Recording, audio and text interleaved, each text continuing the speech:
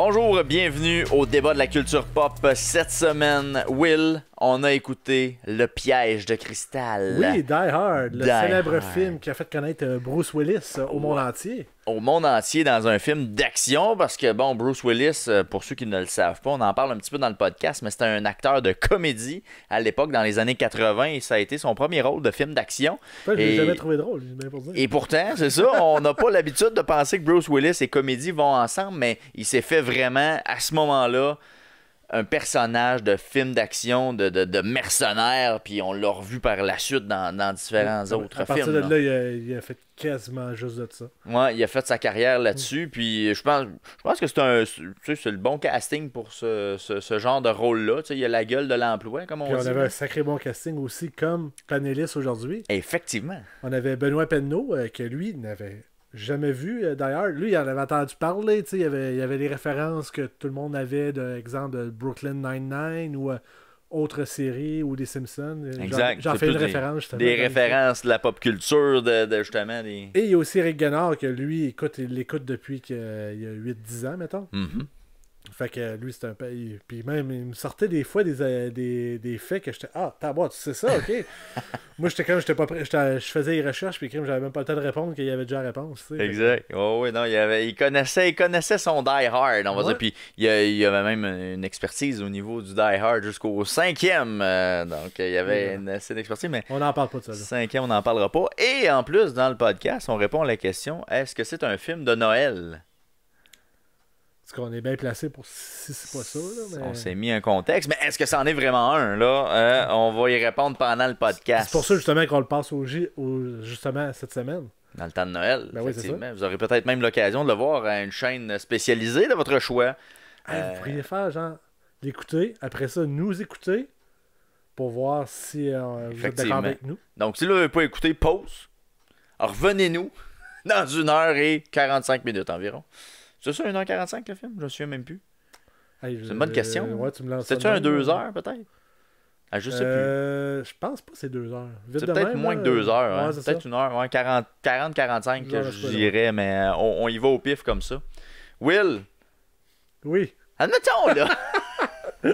Il l'a fait. Attends, c'est notre dernière de l'année, là. C'est la dernière de l'année. Après ça, deuxième saison, je vous promets, je trouve un autre catchphrase. OK. Admettons, là. Je veux écouter ça, là, le podcast, là, puis là, je veux partager ça à mes amis, mettons. Tu sais, cette semaine, mettons, là. Tu sais, j'aimerais ça le partager, mais je sais pas trop quelle plateforme prendre, mettons, là. Pour écouter le podcast? Ben, pour l'écouter, mais le partager aussi, là, ce serait quoi le meilleur chemin, là? Je veux le partager, là. Envoyer ça par courriel à mes amis, là. Ouais. Ben, Faire ça comment? je sais pas de quoi tu parles. Je vais y aller voir ce que je pense. Le podcast il est disponible sur nos plateformes, soit Spotify, Apple Podcasts, Balado Québec, Stitchers ou Google Podcasts. Ben oui. Sinon, si tu veux nous voir, puis voir Eric en direct de Zoom, qui était sur Zoom, ben c'est disponible sur YouTube en version intégrale et en version 8 minutes qu'on sort le vendredi. Puis si vous voulez savoir hey, qu'est-ce qui passe avec nous autres, ou des extraits. Des extraits cocasses. Genre, des hey, ça vaut-tu la extraits. peine, je regarde cette émission-là, mettons? Ben oui, j'ai des extraits qui pourraient peut-être t'inciter à venir. Exact. Ben, nos réseaux sociaux, c'est Facebook, TikTok, Twitter et Instagram. Fait que moi, je pourrais prendre le lien, finalement, dans YouTube, puis l'envoyer par courriel à mon ami. C'est ça que tu voulais dire? Ben oui. Il me semble que c'était clair. Ben ouais, correct. Puis Bon. envoyer par email un lien. T'as-tu fait ça récemment? Ça, c'est plus rare, honnêtement. Messenger, ok. Par email. Par c'est un peu email, plus rare. là, c'est effectivement qu'on s'envoie peut-être moins de courriels, mais bon, Je sais même ça pas- se peut. je sais même pas c'est quoi ton courriel. Ça part bien. Fait que, ben, parlant de partir bien, on va partir le podcast de maintenant, Die Hard.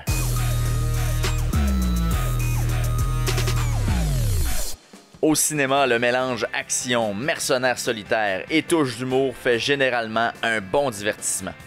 Le Piège de Cristal, ou Die Hard en anglais, en est un bon exemple. Bruce Willis incarne John McClane, un policier new-yorkais qui rejoint sa famille à Los Angeles pour les vacances de Noël. Il se retrouve coincé dans un immeuble pris en otage par des terroristes allemands dont le chef est joué par Alan Rickman. Est-ce que John McClane réussira à libérer les otages des griffes des méchants terroristes?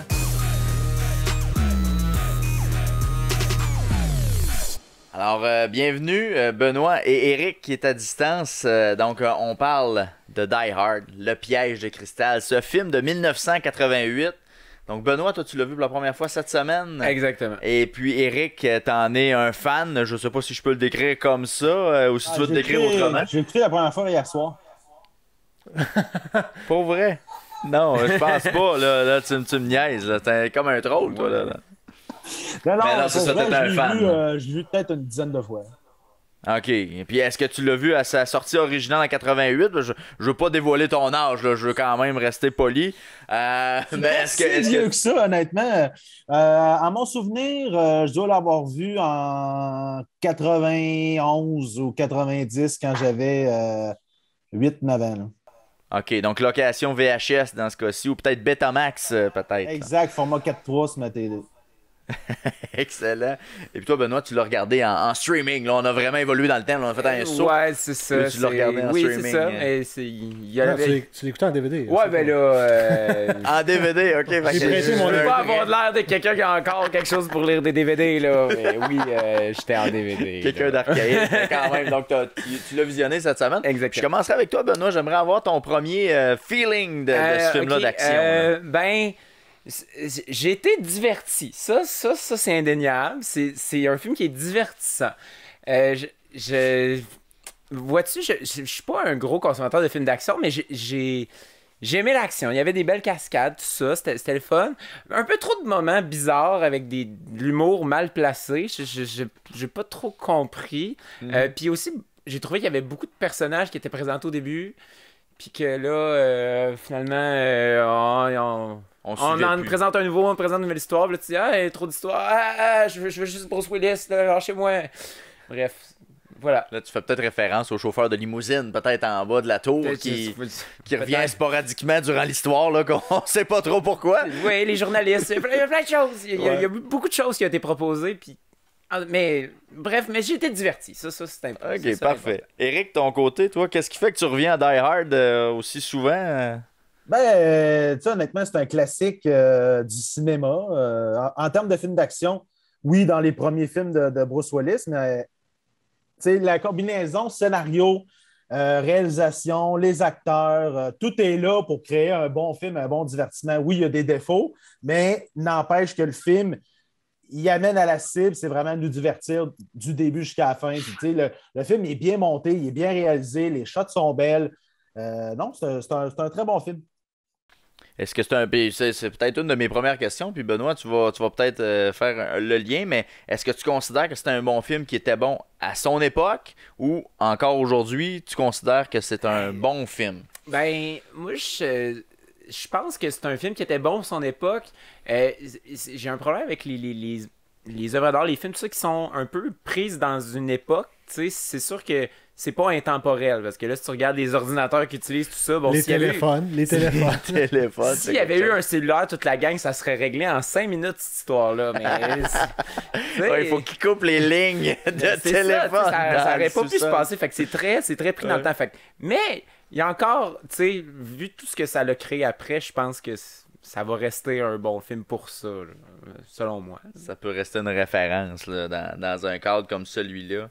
Puis, justement, on va aller peut-être un peu plus dans votre analyse du scénario, le développement de l'histoire, là, justement, la prémisse de base où on a un mercenaire qui est très campé dans les années 80. Là. Il y a beaucoup de films où est-ce qu'il y avait un mercenaire solitaire qui tente de libérer des otages ou qui fait toute la job tout seul. Là. Mais comment vous avez vu ça, justement, là, ce type de scénario-là? Tu sais, c'est un scénario type emprunté de d'autres films, mais avec un père de famille qui a de l'air normal.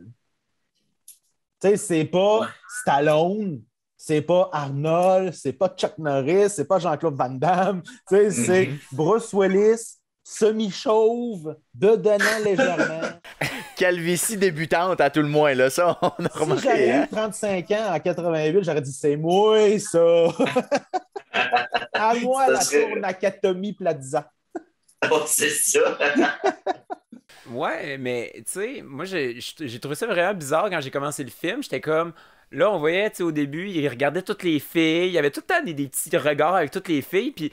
Là, j'étais comme, ah bon, ça va être encore le héros macho qu'on a tout en référence dans notre tête. Puis plus ça avançait, j'étais comme, oh là, il le rend vulnérable. Oh là, c'est différent. Oh là. Fait que là, j'étais comme, ah bon, au moins c'est intéressant. C'est pas genre unidimensionnel là, quand il passe en haut, il flatte le calendrier avec les filles. Là, j'étais comme, ok, là, reviens-en. Mais tu sais, il y avait autre chose. Il y a des classiques comme ça, mais tu sais, le cinéma, Oui. c'est comme un gros bateau, ça se tourne pas tout seul. Fait que le temps d'arriver à aujourd'hui, il a fallu des films après qui font que le cinéma est rendu ce qu'on est rendu, mais ça en fait partie. Il y a eu l'évolution par-dessus, après ça, des suites qui ont fait autre chose. Là, mais effectivement, il y a des la scène qui est dans les ascenseurs, puis il va taper sur le poster. Effectivement, aujourd'hui, ça n'aurait pas lieu d'être. Là. Ouais, Je parle de ça, les stéréotypes, les Allemands là-dedans, là, les méchants, là. Tu sais, on est-tu assez dans les années 80 à votre goût que ce soit des Allemands, les méchants, là? C'est quand même particulier. Puis, hein, il faut que ça ait blond, hein? Hey, ouais. Oui, oui.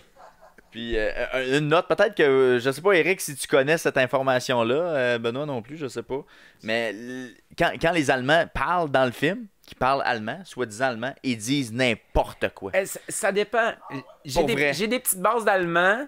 Il y a des mots, quand il poussait le chariot, il disait schnell, schnell, schnell, ça veut dire rapide. Fait que tu sais, ça c'est correct. Mais les phrases qu'ils font aucun sens. Oui. C'est les parties qui ne sont pas traduites dans le film non plus. Hein? Non, c'est ça. Tu l'écoutes en anglais, en français, sous-titré, il n'y a pas de sous-titres pour eux autres. Non, c'est ça, parce que c'était pas dans le scénario, puis c'est les acteurs qui ont improvisé justement, puis qui ont plugué des mots allemands. Häagen-Dazs! Puis les Allemands, quand ils regardent ça, ils se bidonnent. Ils trouvent ça complètement marrant de ça. Ils sont crampés complètement parce que ça fait aucun sens ce qu'ils disent. Au niveau des effets spéciaux maintenant, là, il y a certains moments où c'est intéressant, lorsqu'on est à l'extérieur de la tour, là, à un moment donné, vers la fin du film, où Bruce Willis va faire une espèce d'escalade là, pour rentrer dans la tour. C'est exagéré, là, on s'entend, mais il y a quand même des éléments d'effets spéciaux et de cascades là, qu'on retrouve qui sont plus réalistes à quelque part, là, parce qu'à l'époque, ne permettait pas. Là. Pour l'époque, moi, je trouvais que les effets spéciaux étaient quand même bien fait là. J'ai trouvé avant l'ère du CGI, c'était quand même ce qu'ils ont fait était quand même assez impressionnant, je trouve là. Surtout en milieu urbain comme ça là. C'était pas des explosions dans la jungle comme dans Predator là. C'était fait en plein milieu de Los Angeles, fait que pour ça c'était quand même je trouvais ça bien pour ça. Et ensuite de ça, est-ce que bon, écoute, si on aborde l'aspect de la trame musicale. OK, puis je veux pas rentrer dans le fait, on va y arriver là, du fait que est-ce que c'est un film de Noël ou pas. Mais au niveau de la trame musicale, là, au niveau des effets justement sonores, tout ça, Eric, je sais pas comment vous avez écouté le film. Est-ce que vous avez un système important à la maison? Ou Eric, as-tu déjà eu l'occasion de l'écouter dans un cinéma maison peut-être plus complet? Ou, Oui, ben j'ai un petit cinéma maison à la maison. Donc, oui, ben, je dirais, j'ai pas. C'est bien, je l'amène pas au chalet. Les guns, ils sonnent fort. Les pata. Ça va bien, non? Je trouve que j'ai pas aucun problème avec le son. C'est bien fait. Ils ont aussi été nominés aux Oscars pour le montage sonore. Donc, ils ont bien fait ça. Ils ont fait des belles modifications de tunes classiques aussi dans le film. Hein? Oui, ben l'utilisation de l'hymne à la joie de Beethoven dans la trame composée par Michael Kamen, c'était super intéressant. C'est juste que on est tanné de l'entendre, là, cette tune-là. Il aurait pu en choisir une autre, mais il l'a super bien intégré, tu sais, puis ça donnait, il l'a utilisé. Je pense qu'on l'entend quand il ouvre la voûte. Hein, c'est pendant la voûte qu'on l'entend vraiment, parce qu'il nous fait un peu un rappel, on l'entend par le quatuor à cordes au début dans le party avant que les terroristes arrivent. Puis c'est au moment, ça c'est ce qui le quatuor à cordes jouait pendant que les terroristes arrivent. Fait que je pense que le lien est là c'est ça qu'il a utilisé. La tune qui dès le début, parce que je me rappelle plus l'artiste, mais c'est-tu Run DMC? C'est qui l'artiste au début? Tu sais, il est avec le chauffeur Argyle, puis il se promène. C'est Run DMC, c'est bien ça. C'est Run DMC? La tune de Noël, là? Ouais, la tune de Noël. Ça marque le film, là. Ouais, go, les beaux plans sur LA, on arrive, il fait beau. La musique de Noël embarque, on y va. Tu sais, ça met le beat dans le film. Là. Ça t'embarque déjà dès le début. La tune, c'était Christmas in Hollis de Run DMC, exactement. Ah ouais? Ah bon? C'est bon, ça. Je me demandais justement c'était quoi cette tune-là. Merci. Je peux rajouter ça sur notre playlist.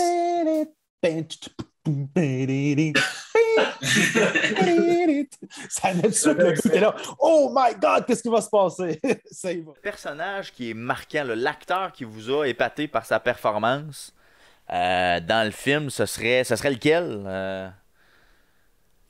Moi, mon préféré, c'était Argyle. Ok. J'ai vraiment aimé Argyle. J'ai trouvé que j'étais comme, yes, c'est le fun, ça va être comme le sidekick Puis là, il est resté dans le char, dans le parking. J'étais Tout le comme, long. gaspillé. Ce personnage-là, si payant, gaspillé. Mais au moins, il a fait quelque chose à la fin, j'étais content, là. Il y a des bons moments d'humour. Tu sais, il est dans l'auto, il parle au téléphone, il voit pas que le char de police à l'arrière de lui est en train d'exploser. Tu sais, c'est des, oui, des c'est bons. ça. Éric, de ton côté? J'irais avec Alan Rickman. Là. Oh Tu sais, oui, il, oui, il oui, calme le méchant. bien le méchant. Tu sais, Ouais. il est comme un peu gracieux, posé. Il se connaît son plan, il focus. Tu sais, je trouvais qu'il l'a bien amené. Je pense que c'était dans ses premiers films aussi, à lui, à mon souvenir, mais il faudrait que je vérifie. Mais non, il était super bon. Ouais, effectivement. Will, je sais pas toi si. Moi, t'es dans moi aussi, c'est Alan même Rickman. Puis c'est drôle parce que j'avais écouté récemment genre un podcast de Conan O'Brien que lui, Die Hard, c'est comme un film qui le fascine pour justement le personnage de Hans Gruber. Puis il dit, tu sais, le gars, il apprend qu'il y a un mercenaire qui se promène puis qui tue ses gars. Puis la seule réaction qu'il fait, c'est intéressant. On poursuit le plan. C'est juste ça. On modifie rien. Non, Tout se c'est passe comme prévu. Il n'est pas stressé. Il dit, gars, ça va se régler tantôt. On va regarder ça. Tout est calculé. Le FBI arrive. C'est correct. C'est ça. Il était prévu. Puis tout. C'est bon. Puis, tu sais, à l'époque où Bruce Willis a été choisi comme acteur, lui, il était considéré comme un acteur comique. Hein. Il était pas du tout dans le film d'action. Puis, il y a plusieurs acteurs qui ont été pressentis pour avoir son rôle. Je sais pas si vous le saviez. Pour faire John McClane, on a pensé à Sylvester Stallone. On a pensé à Arnold Schwarzenegger, à Burt Reynolds, même Richard Gere. Avant Bruce Willis, quand même. Je pense qu'ils ont passé le carnet au complet des acteurs avant de penser à ça. Puis ils se sont un peu jetés leur dévolu sur Bruce Willis en disant ben écoute, ça sera ça. Mais ça changeait complètement son casting de l'époque, là, où ce qui était plus comique. Ouais, mais n'empêche que, mettons, je vois pas un Richard Gere ou un Burt Reynolds faire les cascades que Bruce Willis a faites. Mais il aurait réécrit le film aussi. Ils vont aussi en fonction de l'acteur. S'ils voient que l'acteur n'est pas capable de faire X, Y scène, ben, ils vont changer quelques séquences pour que ça fitte avec lui, là, son comportement, sa façon d'agir. Parce que tu sais, Bruce Willis amène un aspect de relation avec le policier, je me souviens plus son nom, là, qui est. Voyons, Sergent Al. Al Ouais, quelque Al. chose. Powell, oui. C'est ça, Powell. Puis, tu sais, il y a quand même une relation qui s'installe entre les deux, là, tu sais, quand ils communiquent ensemble. Je voyais mal Arnold Schwarzenegger faire ça, mettons. Tu sais, il n'y a pas de niveau pour faire ce genre de feeling-là d'acting. Un Autrichien qui compte les Allemands, je trouve ça bizarre. Ça aussi, ça Ouais, aurait là, il aurait changé la nationalité. il aurait peut-être. été chinois, je pense. Ah, Il y aurait peut-être. des terroristes chinois. là. Peut-être Ah, aussi, là, mais tu sais, c'est quand même. Un autre fait aussi pendant. Tu sais, on parlait du son tantôt, j'ai oublié un petit point, là. Bruce Willis a perdu l'audition pendant ce film-là. Il a perdu l'usage d'une oreille parce que pendant le tournage, les détonations de guns étaient trop importantes. Puis on va se le dire, là, il en tire de la balle pendant le film, là, passablement. Là. Une chance que c'était. Ouais, mais tu sais, une chance que c'était le 24 au soir parce qu'il y aurait eu des balles perdues qui auraient tué du monde là, qui passait en avant de la tour. Là, clairement, là, il y a eu de la balle qui s'est tirée. Oui. Là. Ah, c'est fou, là. Aïe, Colin. Comment tu dis, Eric, c'est quoi? Ça a donné de même, mais on est le 24 ou le 25, je ne sais plus c'est quoi la date, mais C'est 24. il est là, il tire dehors, il appelle à l'aide de personne, il s'en balance. La scène la plus drôle, c'est quand il réussit à appeler au 911, puis la fille, elle dit Ah oui. T'es pas à la bonne place, là. Tu vas avoir, on va aller te chercher pour poursuivre mes biens. C'est ça que je veux. C'est ça que je veux. C'est ça. Il appelle pour de l'aide, ils ont dit non, appelle avec un vrai téléphone. Là, t'es sur le CD. Ouais, c'est ça. Tu brouilles les ondes, là. Tu nous déranges, là.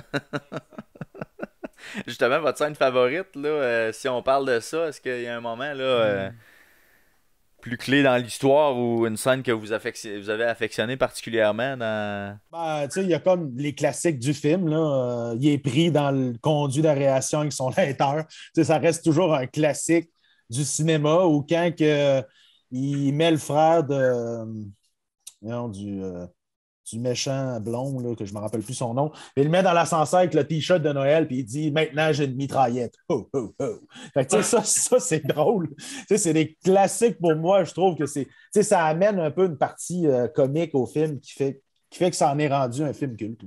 Mais ma scène favorite, là, je te dirais, moi, c'est quand justement Hans Gruber rencontre John McClane.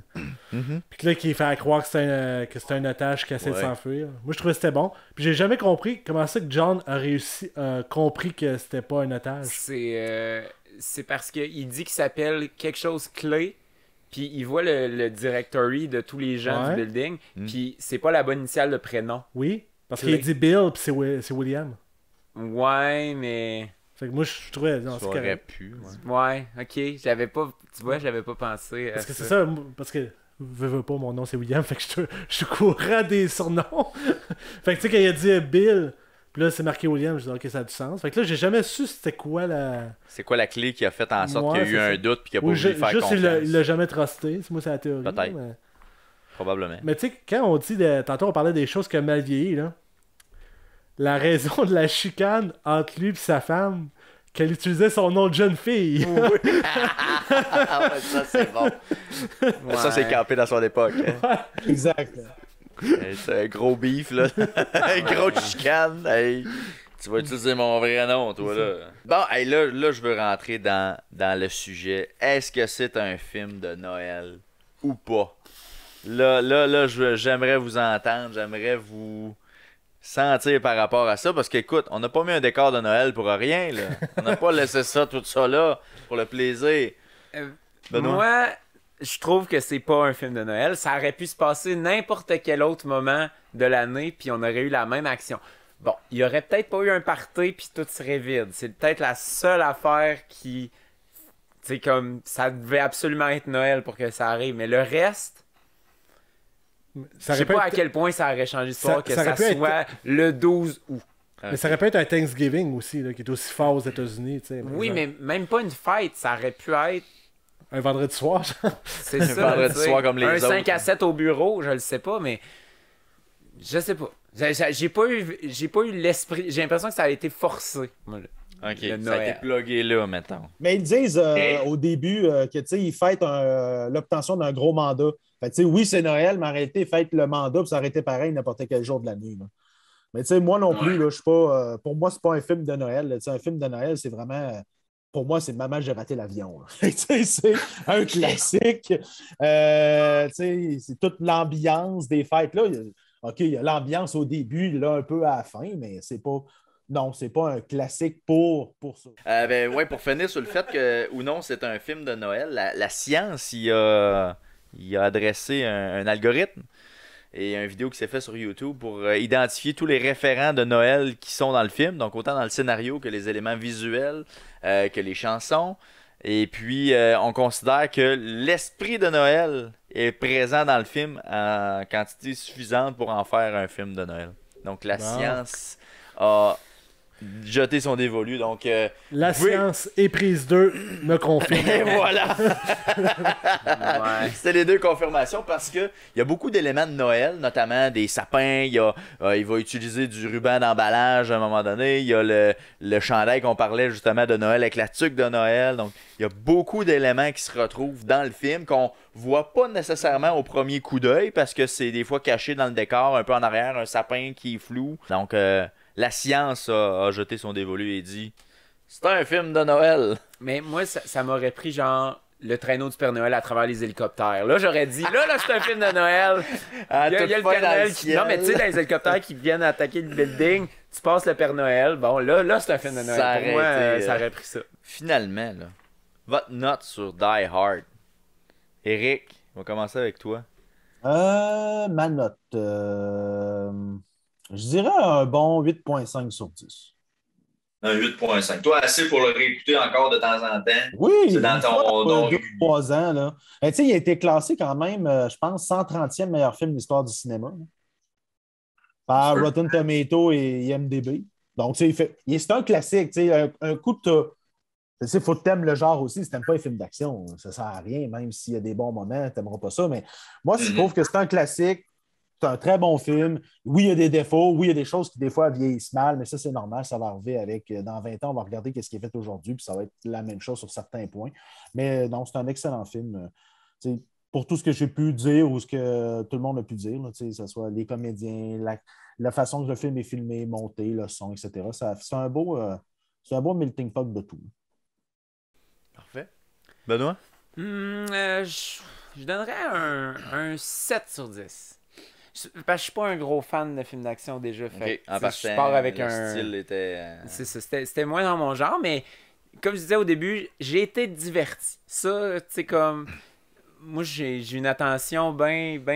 Je m'endors souvent en écoutant des films. Je me suis pas endormi. Fait que, tu sais, mon attention était là tout le long. Ça m'allait. C'était winner. J'étais content de l'avoir fini à la fin. J'étais comme... Ouf. Il était temps? Ben, OK. Le timing était bon pour le laisser c'est aller. Bon, ouais. J'ai vécu ce qu'il y avait à vivre. J'étais content, mais je le réécouterais probablement pas. Mais j'étais diverti, 7 sur 10. Est-ce que tu as eu la curiosité d'aller voir le deuxième film? Parce que là, je pense qu'on entre dans une autre sphère que la qualité... Ben là, je m'avance, là. La qualité, des fois, est moindre parce que c'est le deuxième. Non, je pense dans que ce cas-là, je ne sais pas si c'est bien réussi. Là. Je sais pas ce que tu vas dire, Eric, là, mais moi, je trouve que le deuxième est quand même aussi bon. Ben, tu sais, ça, mettons, on enlève le 5e, qui est pour moi le pire de la série, je trouve que... Oui, le deuxième, il est bon, mais rien bat le 3e avec Samuel L. Jackson. Tu sais, ça y va. Là. Ça se passe à New York, le frère d'Angus Gruber arrive, il vole le Fort Knox, ça y va. Non, c'est super. Le 3e, il vaut l'écoute. Fait que finalement, si tu avais faire un classement, on va y aller comme ça, là, si tu avais faire un classement de Die Hard, le 5e, je comprends, on regarde même pas ça, on le considère même pas. Ça serait quoi dans l'ordre? 1, 3, 4, 2. 1, 3, 4, 2. OK. T'as mieux le 4 que le 2? Il y a plus d'action. Le 2, ça se passe dans un aéroport. Il n'y a pas beaucoup d'action. C'est l'hiver. Il n'y a personne. Oui, c'est bon, mais... C'est comme dans Skidoo! Ah oui, c'est comme dans Skidoo! À la fin, là!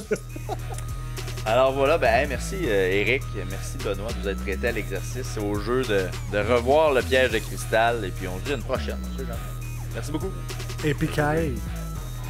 Yippee-ki-yay. Epicaille, motherfucker!